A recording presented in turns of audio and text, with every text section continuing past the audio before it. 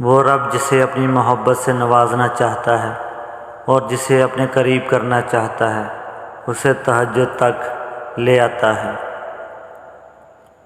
تہجد کی نماز اس بات کا ثبوت ہے کہ اللہ کو تم سے اور تمہیں اللہ سے محبت ہے۔ تمہارا تہجد پڑھنا اللہ سے عشق کا ثبوت ہے۔ تم تہجد تک خود نہیں جاتے، تمہیں چن لیا جاتا ہے، اور جسے چن لیا جاتا ہے اسے مکمل کر دیا جاتا ہے۔ جو دکھ رات کو سونے نہ دے اس کا مرہم رات کے سجدے میں ہے۔ جن تکلیفوں کا علاج کہیں نہیں ان کی دعا تہجد کے سجدے میں ہے۔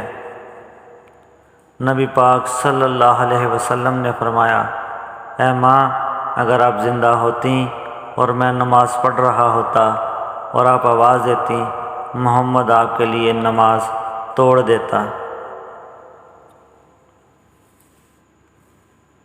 مایوس ہونا چھوڑیں، کیونکہ جو دروازے زمین والوں کی سازشوں سے بند ہوتے ہیں ان سے بھی بڑے دروازے اللہ پاک کے فضل سے کھل جاتے ہیں۔ اللہ قرآن مجید میں فرماتا ہے، تم مانگو مجھ سے میں دوں گا تمہیں۔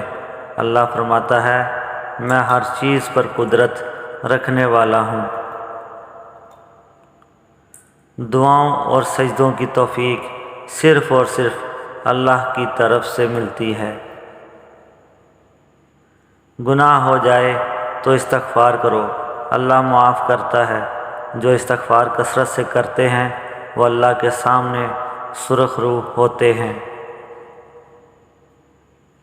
دعاؤں کی جانب اللہ ہی تمہاری رہنمائی کرتا ہے، تو اس کے اشاروں کو سمجھو اور دعا کرو۔ جہاں اتنا مانگا ہے وہاں ایک بار پھر سے مانگ لو، ممکن ہے تمہاری یہ آخری دعا ہی معجزوں کی دعا ہو۔ جب تمہیں لگے کہ تمہارا کوئی نہیں ہے تو آسمان کی طرف دیکھنا، وہاں وہ ہے جو ہمیشہ سے تمہارا تھا اور ہمیشہ رہے گا۔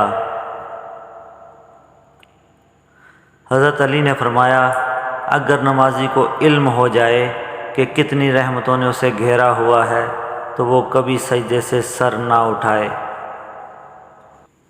3 عمل ایسے ہیں جو انسان روزانہ کرتا ہے تو اس کا رزق بہت زیادہ بڑھ جاتا ہے۔